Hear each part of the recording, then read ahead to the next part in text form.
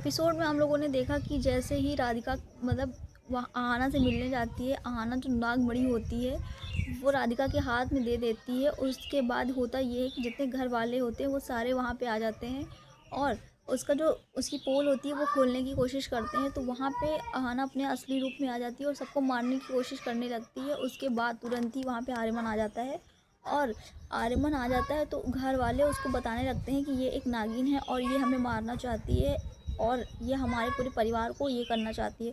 और ये पूरा जो सूरी परिवार है ना, ये मतलब कि दूसरे देश से आए हुए लोग हैं, ये चीज़ वो राधिका को बताती है और राधिका उसके सामने हामी भर लेती है। लेकिन जब आर्यमन आता है और आर्यमन को राधिका से पूछवाती है कि बताओ मैंने तुमको ये बताया था, तो राधिका उस चीज़ से मुकर जाती है और आहाना आर्यमन को सारी बात बताने की कोशिश करती है कि आर्यमन प्लीज़ तुम मेरी एक बात सुन लो कि ये जो घर वाले तुम्हारे हैं ये जंगिस्तानी हैं और हमारे देश के दुश्मन हैं। जैसे ही ऐसा आहाना बोलती है तुरंत ही आर्यमन उसको धक्का दे देता है और बोलता है चुप हो जाओ, बिल्कुल चुप हो जाओ, ये मेरे फादर हैं और ये मेरे फैमिली है। क्योंकि उसको कुछ भी नहीं पता ना, उसको तो यही लगता है कि ये मेरे फादर हैं और मेरी कोई सच्चाई उसको पता नहीं। क्योंकि जो पेपर्स थे अगर उसके सामने खुलते और उसको ले जाया जाता वहाँ पे, वो सारी चीज़ें उसके सामने होती तो शायद कुछ होता।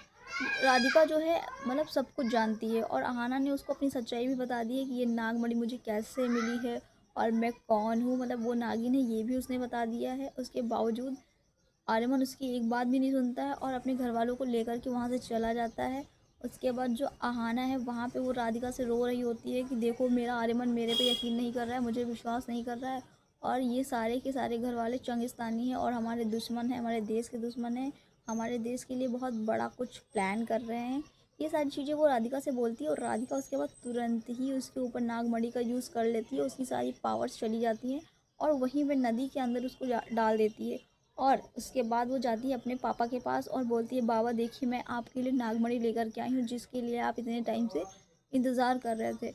और उसके बाद ये होता है कि वो नागमणि का कुछ जो पावर होता है शायद वो खुलता नहीं है। तब उसके बाबा बोलते हैं कि इसके लिए राधिका की आहाना की ज़रूरत पड़ेगी और आहाना ही मंदिर का गेट खोल सकती है जहाँ ये नागमणि थी, तभी जाके ये हमको पूरी तरीके से मिलेगी। और तब ये होता है कि मैंने तो आहाना को मार दिया, मतलब नागिन को मार दिया, अब क्या होगा। तो ये बोलते हैं कि तुमको उसको लेकर के आना होगा।